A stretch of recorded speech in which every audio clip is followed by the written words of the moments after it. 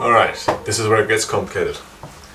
This thing will basically be pleated entirely in half, which means that I've got a breakdown of several inch measurements that will eventually reduce this from 2 panel width to single panel width.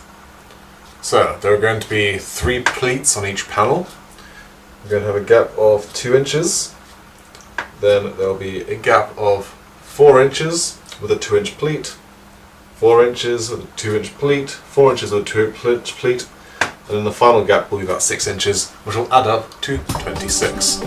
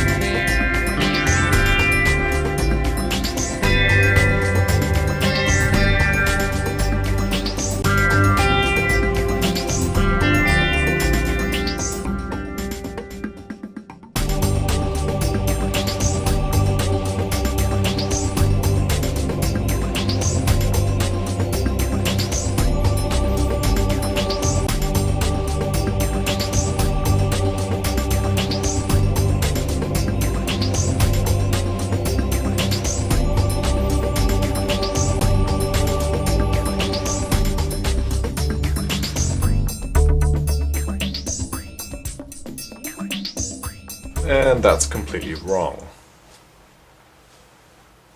The entire width of the front panel is meant to be 14 inches.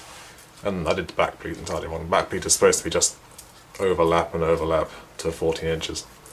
So I'm going to unpick that and we'll do it again.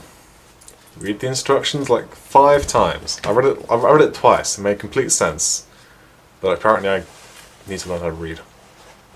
Alright, I went back to the drawing board. I was close. Way off, but close. So previously I had 2, 2, 2, 2 and 6, which gives me 14. I obviously need to halve that down to 7 on each side to give me 14 in total, rather than the 28 I had before.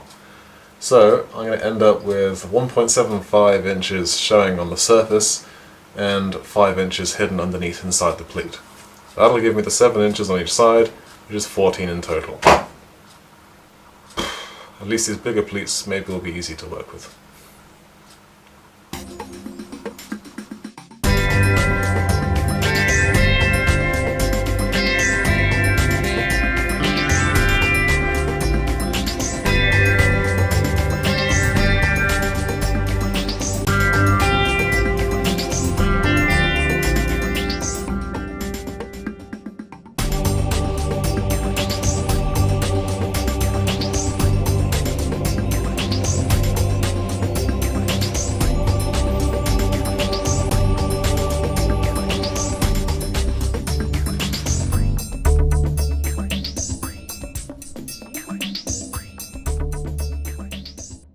contrast to what I did last time, the back pleat is actually very simple, which is just a case of creating a pleat that very slightly overlaps the centre.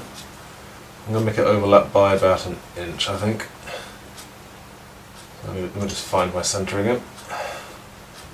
There's my centre. I want this to be 14 and overlap by about an inch, so I'll bring that in a touch.